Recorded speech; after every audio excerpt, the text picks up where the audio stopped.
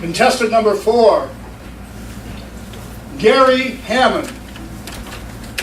Bamboozling the babysitter. Bamboozling the babysitter, Gary Hammond.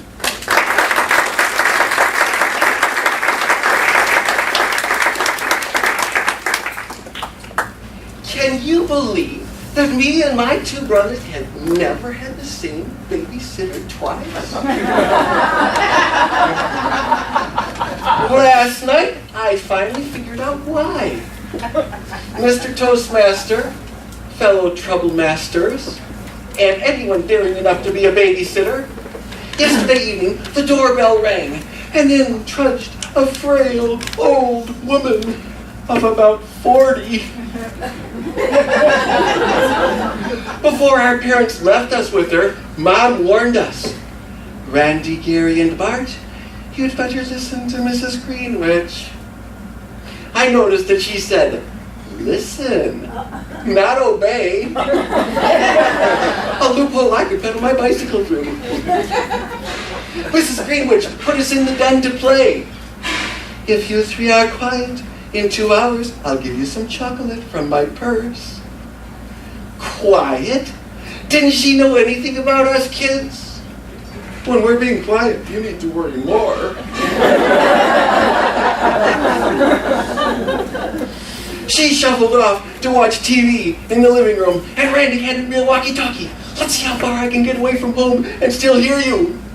He crept out the back door, and 20 seconds later, I heard, "I am now passing the first enemy outpost. Over." And I responded, "Roger that. Over." As I scooted over to the window to see where he really was, my foot snagged the lamp cord, sending it crashing to the floor. Mrs. Greenwich had a cow. What's going on in there? I had to think of something fast, but not that. Just before she got to the door, I blurted out, "Don't worry, Bart, I won't tell on you." Bart was only 4. He had no clue how to get out of that one. She was about to swat him when suddenly she looks up and screams, "Where's Randy?" The bathroom. She checked. "He's not in there." I meant the upstairs bathroom. She looked suspicious, but she didn't want to climb the stairs to check it out. I had found a weakness in her defenses. She went back to watch TV, and I got back on my walkie-talkie. "Mayday, Mayday, return ASAP. Prepare to initiate Operation Neptune. Over." Randy was back in 30 seconds. He checked in with the babysitter, and then he came back and he asked me, "Operation Neptune? Why now?" "'Cause she won't climb the stairs." Operation Neptune was our plan to turn our upstairs bathroom into an indoor swimming pool.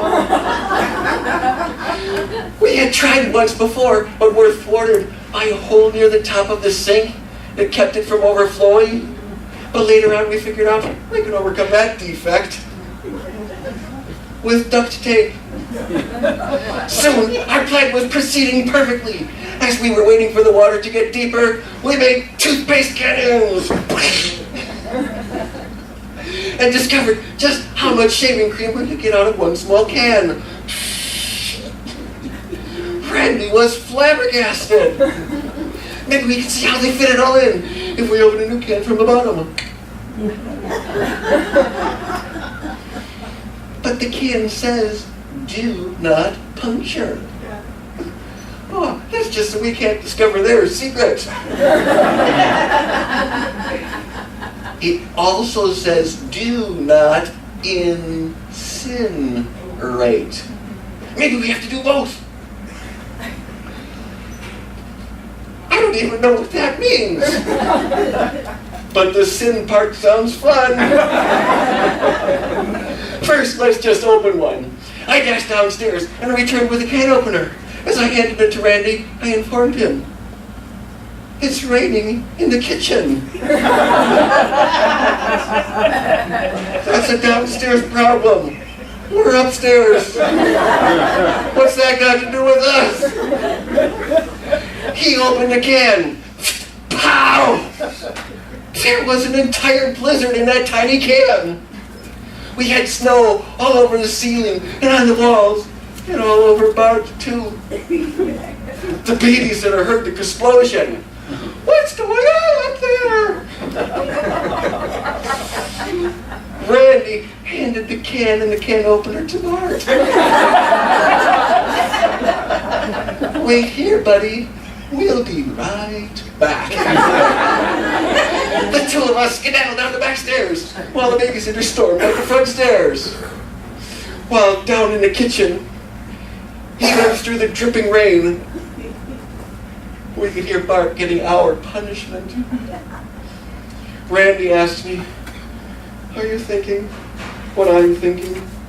"Yep, there ain't no one guarding that chocolate in her purse." "Initiate Operation Free Willy Wonka." We got to the kitchen just as my parents returned. The babysitter heard them and she stormed down the front stairs and right out the front door. Just like all the other babysitters. And that's when it dawned on me why babysitters never came back. It was all my parents' fault. They hadn't paid her. Mr. Toastmaster.